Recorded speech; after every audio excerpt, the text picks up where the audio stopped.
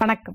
மலரட்டும் வசந்தம் என்ற இந்த நிகழ்ச்சிக்கு உங்கள் அனைவரையும் அன்போடு வரவேற்கின்றேன். ஒரு மனிதன் புத்தரிடம் கேட்டான், எனக்கு மகிழ்ச்சி வேண்டும் என்று. அதற்கு புத்தர் கூறினார், முதலில் எனக்கு என்பதை கைவிடு, அது அகந்தை. அடுத்தது வேண்டும் என்பதை கைவிடு, அது ஆசை. இதோ இப்போது உனக்கு தேவையான மகிழ்ச்சி என்று புத்தர் கூறினார். இன்று நாம் ஆத்மாவின் செயல்பாடுகள், அதனால் ஏற்படக்கூடிய நன்மைகள், இதை பற்றி பார்க்க இருக்கிறோம். இதை பற்றி விளக்கம் தருவதற்காக நம்மிடையே இணைந்துள்ளார் பிரம்மா குமாரி சகோதரி சோபா அவர்கள். இவர் கடந்த 25 ஆண்டு காலமாக ராஜயோக தியானத்தை பயின்றும் பயிற்றுவித்தும் வருகிறார். ஆஸ்திரேலியாவில் உள்ள சதர்ன் குயின்ஸ்லாந்து பல்கலைக்கழகத்தில் MBA பட்டம் பெற்றவர். மலேசியாவில் உள்ள தனியார் நிறுவனத்தில் உயர் நிர்வாகியாக பணிபுரிந்து வருகிறார். பள்ளிகள், கல்லூரிகள், பொது நிலையங்கள், டிவி மற்றும் ரேடியோக்களில் பல ஒர்க் ஷாப், செமினார்கள், மேலும் ஆன்மீக சொற்பொழிவு நிகழ்ச்சிகளை நடத்தி கொண்டு வருகிறார். நேர்களே, உங்கள் அனைவரின் சார்பாக அவரை அன்போடு வரவேற்கின்றேன். வணக்கம் சிஸ்டர். வணக்கம். ஓம் சாந்தி. ஓம் சாந்தி. சிஸ்டர், ஆத்மா இந்த உடலை நல்ல முறையில் இயக்கி ஒரு சந்தோஷமான வாழ்க்கை வாழணும்னா ஆத்மாவை பற்றி புரிந்து உணர்வு நமக்கு தெரியணும்ல சிஸ்டர், அதை பற்றி ஒரு விளக்கம் கொடுங்க சிஸ்டர். ஒரு பானையில் தண்ணீர் இருக்கு. அந்த தண்ணீரை, அந்த பானையை எடுத்து அடுப்பில் வச்சு சூடாக்குறோம். அந்த வெப்பம் அதிகரிக்க அதிகரிக்க அந்த தண்ணீரின் நிலை என்ன ஆகுது? சூடாகுது. முதல்ல தண்ணீர் எப்படி இருந்தது? குளிர்ச்சியா இருந்தது. குளிர்ச்சியா இருந்த தண்ணீர் இப்போ சூடாயிடுச்சு. அதே தண்ணீரை ஒரு பிளாஸ்டிக் பையில ஊற்றி ஃப்ரீசரில் போடுறோம். ஃப்ரிட்ஜில் உள்ள ஃப்ரீசரில் போடுறோம். ஒரு 2 மணி நேரத்துக்கு அப்புறம் அந்த தண்ணீர் என்ன ஆயிடுச்சு? ஐஸ் கட்டி. ஐஸ் கட்டின்னு சொல்லுவோம் இல்லைங்களா, ஐஸ் கட்டியா ஆயிடுச்சு. இப்போ அந்த சூடான தண்ணீர் இருக்கு இல்லைங்களா பானையில, அதை அடுப்புல இருந்து இறக்கி வச்சிட்டோம். ஒரு 4-5 மணி நேரத்துக்கு பிறகு அந்த தண்ணீரோட நிலை என்னவா இருக்கும்? குளிர்ச்சியா இருக்கும்.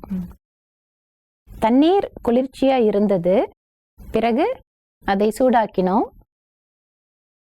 அதை அடுப்புல இருந்து இறக்கி வச்சதும் திரும்பவும் அது குளிர்ந்த தன்மைக்கே வந்துடுச்சு. அதே மாதிரி அந்த பிளாஸ்டிக்ல ஊத்தின தண்ணி இருக்கு இல்லைங்களா, ஃப்ரீசர்ல போட்டது, அதை ஃப்ரீசர்ல இருந்து வெளியில எடுத்து மேசை மேல வைக்கிறீங்க. ஒரு 4-5 மணி நேரத்துக்கு அப்புறம் அது என்ன ஆயிடும்? கட்டியா இருக்குமா? இல்லை, தண்ணீரா இருக்கும். அது என்ன டெம்பரேச்சர்ல இருந்ததோ அதே டெம்பரேச்சருக்கு திரும்ப வந்துடுச்சு. ஆக தண்ணீருடைய தன்மை குளிர்ச்சி. அதை நம்ம சூடாக்கினாலும், அதை ஃப்ரீசரில் போட்டு ஐஸ் கட்டியா ஆக்கினாலும், அந்த நிலையிலிருந்து மாறி அது திரும்ப ஆதி நிலைக்கு வருது. இப்போ ஆத்மா உடல் அப்படின்னு சொல்லும் பொழுது, ஒரு மனிதர் என் மேல கோபப்படுறாரு, என்னை திட்டாரு. யாராவது நம்மளை கோபமா திட்டுனா நம்ம என்ன பண்ணுவோம்? பதிலுக்கு கோபமா திட்டுவோம். நானும் திட்டேன், அவரும் திட்டாரு. அந்த வாய் வார்த்தை, அந்த வாய் சண்டை முடிஞ்சிருச்சு, அவர் போயிட்டாரு. ஆனா நான் என்ன பண்றேன்னா, அவர் என்ன திட்டினார் இல்லைங்களா, அந்த விஷயத்த நினைச்சு அதை பத்திரமா என் மனசுல வச்சு அதை பற்றியே சிந்திச்சுக்கிட்டு இருக்கேன். ஆக எனக்கு அவர் மேல உள்ள அந்த கோபம் என்ன ஆகுது? அதிகரிக்குது, அதிகமாகுது. இந்த கோபம் ஒரு நாள் இருக்குமா, ஒரு வாரம் இருக்குமா, இல்ல ஒரு மாசம் இருக்குமா? அது அந்த சம்பவத்தை பொறுத்து இருக்கு இல்லைங்களா. அந்த கோபம் தணிந்த பிறகு நான் திரும்ப என்னுடைய ஆதி நிலைக்கு வரேன் இல்லைங்களா. கோபம் அப்படியே இருக்கிறது இல்லைங்களே. கோபம் இருக்கு, அந்த நேரத்துல ஆவேசப்படுறேன், திட்டுறேன். ஆனா திரும்ப நான் என்னுடைய ஆதி நிலைக்கு வந்துடுறேன். இப்படி நம்ம பார்க்கும் பொழுது ஆத்மாவுடைய ஆதி நிலை அமைதி, கோபம் கிடையாது. இந்த கோபம் உடல் உணர்வின் அடிப்படையில் வர்ற ஒரு விஷயம். இப்போ ட்ரெஸ்ல ஒரு தூசி பட்டுருச்சுன்னா உதறினா அது போயிடும். அந்த மாதிரி இந்த கோபம் வந்து இடை சேர்க்கை அப்படின்னு சொல்லலாம். இடையில வந்த குணம். ஒரு குழந்தை பிறந்ததும் கோபப்படுறது இல்லை, இல்லைங்களா? ஆக இந்த இடையில வந்த இந்த கோபம் என்ற குணம், அதை நம்மளால நீக்க முடியும், களைய முடியும். அப்ப நம்ம எப்படி சிந்திக்கணும் அப்படின்னு சொன்னா, எப்படி அந்த தண்ணீரானது அதனுடைய ஆதி நிலைக்கே திரும்பி வருதோ. இந்த ஆதி நிலைன்னு சொல்றீங்களா சிஸ்டர்? அப்படின்னா அதோட விளக்கம் கொஞ்சம் சொல்லுங்க sister. அதாவது ஆத்மாவுடைய உண்மையான குணம். இப்ப கோபம் வந்து ஒரு தற்காலிகமான ஒரு மனோநிலை. கோபம் வரும்போது திட்டுறது, ஆவேசப்படுறது ஒரு தற்காலிகமான மனோநிலை. ஆனா அந்த கோபம் தணிந்த பிறகு நம்ம அமைதியை தான் விரும்புறோம், இல்லைங்களா? இப்போ நமக்கு யாராவது ரொம்ப கஷ்டம் கொடுத்துட்டாங்க, மனசை வேதனைப்படுத்திட்டாங்க அப்படின்னு சொல்றோம், மனசை உடைச்சிட்டாங்க அப்படின்னு சொல்றோம். அந்த மாதிரி ஒரு நிலையில இருக்கும்போது யாராவது வந்து தொந்தரவு செய்தா நம்ம என்ன பண்றோம்? என்னை தனியா இருக்க விடுங்க, லீவ் மீ அலோன் அப்படின்னு சொல்றோம், இல்லைங்களா? ஆக அந்த தனிமையில இருந்து நான் எதை தேடுறேன்? அமைதியை தானே தேடுறேன். நான் அமைதியா தானே திரும்ப வரேன். அந்த ஆவேசமெல்லாம் அடங்குது, இல்லைங்களா? தனியுது, இல்லைங்களா? ஆக எப்படிப்பட்ட சூழ்நிலை வந்தாலும் நான் என்னுடைய நிலையிலிருந்து மாறக்கூடாது. இந்த விஷயம் நமக்கு வந்துட்டு ஸ்ட்ராங்கா இருக்கணும், உறுதியா இருக்கணும், ஒரு திடமான ஒரு எண்ணம் எனக்கு இருக்கணும். ஆனா சூழ்நிலை அந்த மாதிரி நம்மள இருக்க விடுறதுல இல்லை. இப்ப சூழ்நிலை அப்படி இல்லாத தருணங்கள்ல நான் எப்படி சிந்திக்கணும்னு சொன்னா, கோபப்படுறதுனால எனக்கு என்ன நன்மை, இல்லைங்களா? கோபப்படுவதால் உடல் ரீதியிலையும் சரி, மன ரீதியிலையும் சரி, நான் வந்து பல பிரச்சனைகளுக்கு ஆளாகிறேன். இப்போ உடல் ரீதியில கூட கோபப்படுறதுனால ரத்த அழுத்தம் அதிகரிக்கும், இல்லைங்களா? அது யாருக்கு கெடுதல்? என்ன திட்டினவர் திட்டிட்டு போயிட்டாரு, போயிட்டு அவர் சந்தோஷமா இருக்காரு. ஆனா நான் என்ன செய்யறேன்? அவர் சொன்னதையே நினைச்சு கோபப்படுறேன், இல்லைங்களா? ஆக கோபப்படுறதுனால எனக்கு தான் பாதிப்பு. என்னுடைய உடல்நிலை பாதிக்குது, என்னுடைய மனநிலை பாதிக்குது. ஆக இந்த உணர்வு நமக்கு தெளிவா இருந்ததுன்னா நான் ஏன் கோபப்படணும்? நான் நிதானமா இருந்து அவர் என்ன சொன்னாரு, அதுக்கு நான் என்ன செய்யணும், அவர் சொன்னதுல உண்மை இருக்கா அப்படின்னு கொஞ்சம் ஆராய்ந்து நம்ம செயல்பட்டோம் அப்படின்னு சொன்னா நாம நம்முடைய ஆதி நிலையிலிருந்து மாற மாட்டோம், குறைந்தபட்சம் தக்க வச்சுக்குவோம். அதே நேரத்துல மற்றவர்களுடைய தொடர்புல வரும் பொழுது இந்த உறுதியான மனநிலை, அதாவது நான் என்னுடைய ஆதி நிலையிலிருந்து மாறக்கூடாது, ஆத்மாவின் ஆதி தர்மம் அமைதி, என்ன நடந்தாலும் என்னுடைய அமைதியை நான் விட்டு கொடுக்க கூடாது, அந்த நிலையில இருந்து நம்ம செயல்பட்டோம்னு சொன்னா நமக்கும் நல்லா இருக்கும், நம்முடைய உறவு முறைகளும் நல்லா இருக்கும். சிஸ்டர், வாழ்க்கை நியதிகள்னு எதை சொல்றோம்? அந்த வாழ்க்கை நியதிகளை நம்ம கடைபிடிக்காட்டி எத்தகைய விபத்துகளை நம்ம எதிர்நோக்கிறோம் சிஸ்டர்? எப்படி வந்து சாலை விதிமுறைகளை சரியா கடைபிடிக்கல அப்படின்னு சொன்னா நம்ம வாகனம் ஓட்டும் போது விபத்துக்கள் ஏற்படுமோ, அதே மாதிரி ஆத்மா என்ற டிரைவர் இந்த உடல் என்ற வாகனத்தை இயக்கிக்கிட்டு இருக்கு. நாம ஒரு வாழ்க்கை வாழ்ந்துட்டு இருக்கோம். இந்த வாழ்க்கையில நாம நம்முடைய சக மனிதர்களோட உறவு முறைகள்லையும் தொடர்புகள்லையும் வரோம். ஆக இந்த வாழ்க்கை நியதிகள் அப்படின்னு இருக்கு, அதை நம்ம சரியா கடைப்பிடிச்சாதான் நம்முடைய உறவு முறைகள் நல்லா இருக்கும். ஆக இந்த வாழ்க்கை நியதிகள் அப்படின்னு சொல்லும் பொழுது, இப்போ ஒரு காரியம் நம்ம செய்யறோம், அது சரியா தவறா, அதை செய்யலாமா செய்யக்கூடாதா, இந்த புரிந்துணர்வு நமக்கு இருக்கணும். அதாவது பகுத்தறிவு அப்படின்னு சொல்றோம், இல்லைங்களா? நம்ம செய்யறதுக்கு முன்னால சிந்திக்கணும்னு சொல்லுவாங்க. ஆனா உண்மை என்னன்னா, சிந்திக்கிறதுக்கு முன்னால கூட நம்ம சிந்திக்கணும். நாம எப்படி சிந்திக்கலாமா, நாம எப்படி பேசலாமா, நாம எப்படி செய்யலாமா அப்படின்னு. இப்போ ஒரு காரியம் நான் செஞ்சுட்டேன், அந்த காரியம் செய்த பிறகு எனக்குள்ள ஒரு வருத்தம் ஏற்படுது, ஒரு குற்ற உணர்வு ஏற்படுது, ஒரு விரக்தி ஏற்படுது அப்படின்னு சொன்னா நான் அந்த காரியத்தை சரியா செய்யல. அப்போ நான் வாழ்க்கை நியதிகளுக்கு ஏற்ப நடக்கல அப்படின்னு சொல்லலாம். அதுக்கு ஒரு உதாரணம் சொல்லலாம். இப்போ உங்களுக்கு பசிக்குது, நீங்க சாப்பிடணும், சாம்பார் வைக்க போறீங்க. சாம்பார் வைக்கிறதுக்கு கத்திரிக்காய் நறுக்குறீங்க. அந்த கத்திரிக்காய் நறுக்கும் பொழுது உங்களுக்குள்ள ஏதாவது குற்ற உணர்வு வருதா? ஐயோ, இந்த கத்திரிக்காவை நான் நறுக்கிறேனே, வெட்டுறேனே, இதை கொல்றேனே, அந்த மாதிரி ஏதாவது ஃபீலிங் வருதா? வரல. எவ்வளவு சீக்கிரமா வெட்டி சாம்பார் வச்சு சாப்பிடணும், பசிக்குது, அப்படிதானே நமக்கு தோணுது இல்லைங்களா? இப்போ அந்த கத்திரிக்காய் வெட்டுன அந்த கத்தி இருக்கு இல்லைங்களா, அந்த கத்தியால நான் ஒரு நபரை குத்தி கொலை பண்ணவும் முடியும். இப்போ அந்த கத்தியால நான் ஒரு நபரை குத்தி கொலை பண்ணிட்டேன். அவர் இறந்து கிடக்குறாரு, எல்லா இடத்துலயும் ரத்தம், கையில ரத்தம், கத்திலையும் ரத்தம். அடுத்து நான் என்ன சிந்திக்கிறேன்னா, இந்த கொலைய மறைச்சிடணும், நான் கொலைகாரின்னு யாருக்கும் தெரியக்கூடாது, நான் போலீஸ்கிட்ட மாட்டக்கூடாது, அப்படி சிந்திக்கிறேன்.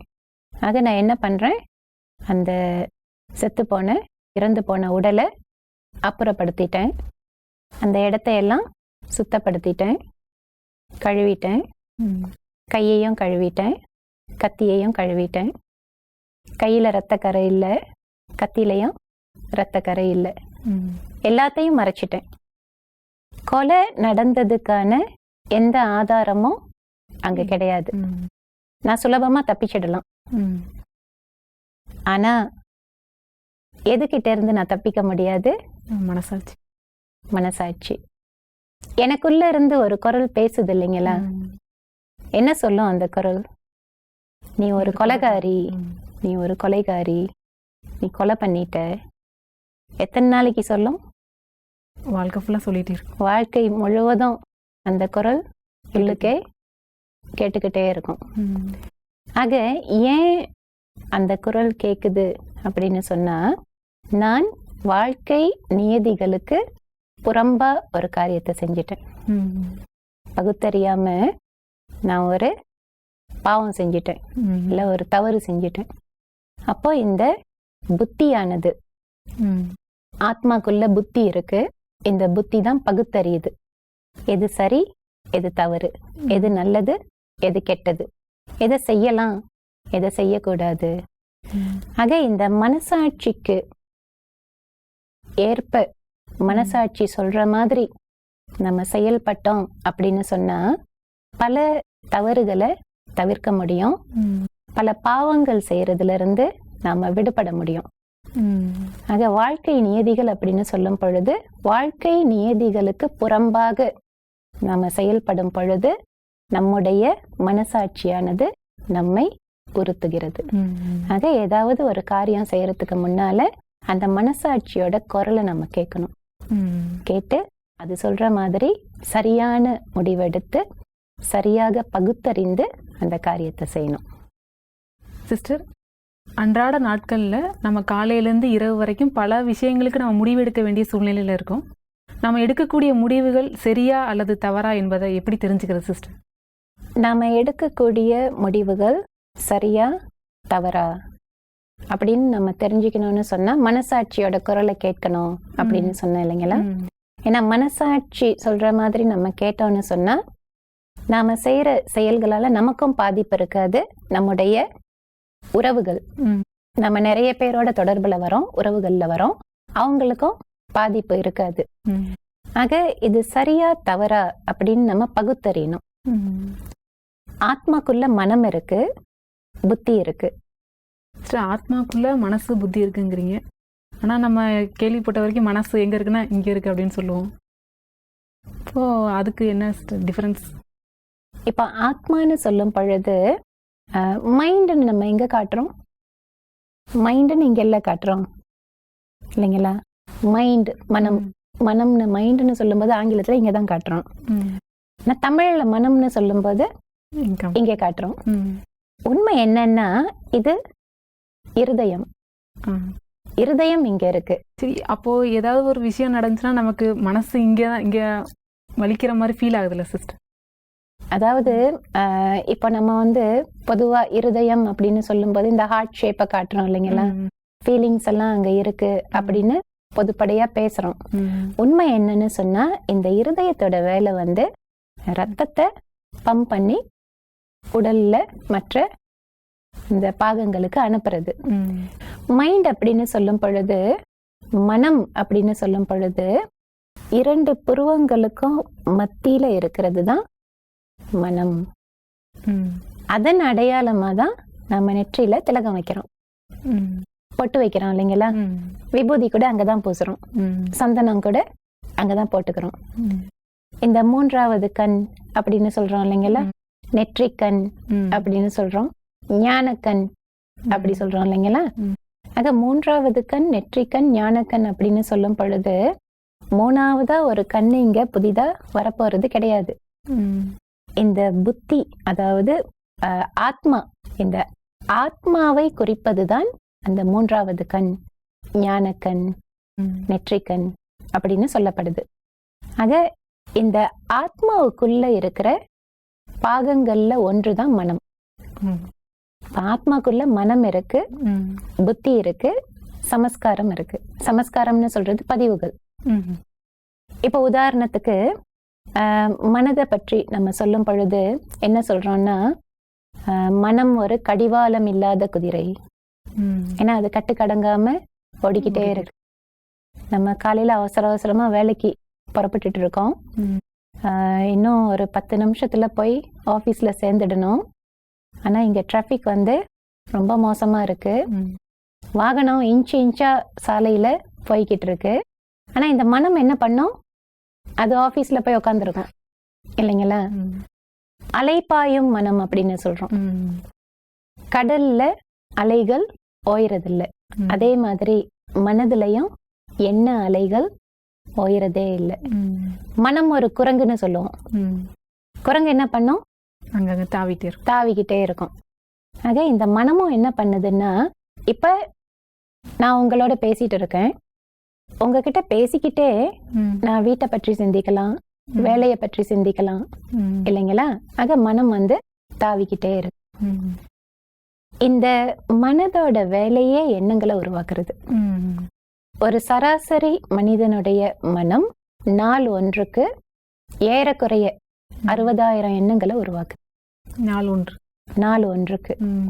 நீங்க கற்பனை பண்ணி பாருங்க, ஒரு பெரிய தொழிற்சாலையை பாக்குறோம். அந்த தொழிற்சாலைக்கு நீங்க ஒரு முதலாளியா இருந்தா எப்படி இருக்கும்? நீங்க ஒரு கோடீஸ்வரரா இருக்கலாம் இல்லைங்களா. அப்படி சிந்திக்கிறோம்.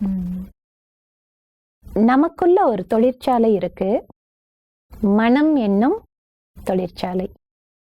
இந்த மனம் என்னும் தொழிற்சாலை நாள் ஒன்றுக்கு ஏறக்குறைய 60,000 எண்ணங்களை உருவாக்குது. இப்போ ஒரு தொழிற்சாலையில ஒரு பொருள் நாம உற்பத்தி பண்றோம். ஒரு நாளைக்கு 60,000 பொருட்கள் உற்பத்தி ஆகுது. நீங்க அந்த தொழிற்சாலையுடைய முதலாளியா இருந்தா அந்த உற்பத்தி ஆகிற 60,000 பொருட்களோட தரத்தை கவனிப்பீங்களா இல்லையா? First grade, second grade, reject அப்படின்னு. ஏன்னா எல்லா பொருளுமே ஒரே தரத்துல இருக்காது, இருக்கிறதுக்கு வாய்ப்புகள் குறைவு. அதனால நம்ம என்ன பண்றோம், அந்த உற்பத்தியான பொருட்களின் தரத்தை பிரிக்கிறோம் இல்லைங்களா. அதே மாதிரி நானும் ஒரு முதலாளி, என்னுடைய மனம் என்ற தொழிற்சாலையின் முதலாளி. என்னுடைய மனம் 60,000 எண்ணங்களை உருவாக்குதுன்னா அந்த 60,000 எண்ணங்களும் நல்லதா கெட்டதா, சரியா தவறா, இந்த மாதிரி எண்ணங்கள் எனக்கு சந்தோஷத்தை கொடுக்குதா இல்ல துக்கத்தை கொடுக்குதா, இதனால நான் சந்தோஷப்படுறேனா, மற்றவங்களுக்கு சந்தோஷத்தை கொடுக்கறேனா இல்ல துக்கத்தை கொடுக்கறேனா, இதை கவனிக்க வேண்டிய பொறுப்பு நமக்கு இருக்கு. ஆக இந்த புத்தியோட வேலை என்ன அப்படின்னு சொன்னா, ஒரு மனதுல ஒரு எண்ணம் வந்ததும் அந்த எண்ணம் சரியா தவறா, செய்யலாமா செய்யக்கூடாதா, அதை தீர்மானிக்கிறது தான் இந்த புத்தி. ஆக இந்த புத்தி எப்படி செயல்படுது, இந்த மனம் எப்படி எண்ணங்களை உருவாக்குது, இதெல்லாம் நாம மிக உன்னிப்பாக கவனிக்கணும். சிஸ்டர், உலகத்துல எல்லாரும் எதை தேடுறாங்கன்னா இந்த அமைதி, சந்தோஷம், இதை தான் தேடுறாங்க. ஆனா அது யாருக்குமே நிலைச்சிருக்க மாதிரி தெரியல. உண்மையான அமைதி எங்க இருக்கு, சந்தோஷம் எங்கன்னு தேடிட்டு தான் இருக்காங்க. அதை நிலையாக அடைவதற்கான வழிமுறை ஏதாவது இருக்கா சிஸ்டர்? நீங்க சொல்றது உண்மைதான். அமைதியை இழக்கும் போது நம்ம எப்படி தேடுறோம்னா, எங்கே நிம்மதி, எங்கே நிம்மதி, அங்கே எனக்கு ஒரு இடம் வேண்டும் அப்படின்னு வெளிப்படையா தான் தேடுறோம் இல்லைங்களா? ஆக இந்த அமைதி, அன்பு, சந்தோஷம், கருணை, தூய்மை, இந்த மாதிரி நல்ல குணங்கள் எல்லாம் ஆத்மாவுடைய குணங்கள். இந்த ஆணவம், காமம், பேராசை, கோபம், வெறுப்பு, இதெல்லாம் உடல் அடிப்படையில் வரும் விகாரங்கள். ஆக இதை நாம தெளிவா புரிஞ்சுக்கணும். எப்போ நாம மற்றவர்களை உடல்களா பார்த்து மற்றவர்களுடைய உறவுல வரும்போது, தொடர்புல வரும்போது, இந்த உடல் சம்பந்தப்பட்ட விகாரங்களின் அடிப்படையில செயல்படுறோமோ அப்ப அமைதி கிடைக்காது, சந்தோஷமும் கிடைக்காது. எப்போ நாம சற்று முன்பு நாம பார்த்த மாதிரி அந்த தண்ணீருடைய உதாரணம் இல்லைங்களா? தண்ணீர் அந்த குளிர்ந்த தன்மையிலிருந்து மாறுறது இல்லை. அதே மாதிரி இந்த ஆத்மாவுடைய உண்மையான குணம் அமைதி, அன்பு, சந்தோஷம், கருணை, தூய்மை. ஆக இந்த நிலையிலிருந்து நான் மாறக்கூடாது. அந்த உணர்வுல இருந்துகிட்டு நாம சிந்திக்கிறது, பேசுறது, செயல்படுறது, இதை நம்ம கவனிச்சு செஞ்சோம் அப்படின்னு சொன்னா அமைதியா இருக்க முடியும், மற்றவர்களுக்கும் அமைதிய கொடுக்க முடியும். ஏன்னு சொன்னா நம்ம எங்கே நிம்மதி அப்படின்னு தேடும்போது மனம் தானே அமைதியை இழக்குது, மனம் தானே நிம்மதியை இழக்குது. அப்ப நிம்மதியை இழந்த மனம் அமைதியை தேடுது இல்லைங்களா? அதனால்தான் சொல்லுவாங்க, உலகம் 1000 சொல்லட்டுமே உனக்கு நீதான் நீதிபதி, மனிதன் எதையோ பேசட்டுமே மனசை பார்த்துக்க நல்லபடி அப்படின்னு. ஆக இந்த மனம், இந்த புத்தி, இது எப்படி செயல்படுது அப்படின்னு நம்ம தெளிவா உணர்ந்து நம்முடைய மனதை நல்ல முறையில பராமரிச்சோம் அப்படின்னு சொன்னா நானும் அமைதியா இருக்க முடியும், மற்றவர்களோடையும் அந்த அமைதியை பகிர்ந்து கொள்ள முடியும். சிஸ்டர், உறவு முறைகளில் அமைதியையும் சந்தோஷத்தையும் நாம் அனுபவம் செய்ய வேண்டும் என்றால் ஆத்மாவின் ஆதி நிலையிலிருந்து செயல்பட வேண்டும் என்பதை பற்றி மிக அழகாகவும் தெளிவாகவும் எடுத்து கூறினீர்கள். இந்த நிகழ்ச்சிக்கு கலந்து கொண்டதற்கு மிக்க நன்றி. வணக்கம். நன்றி, வணக்கம்.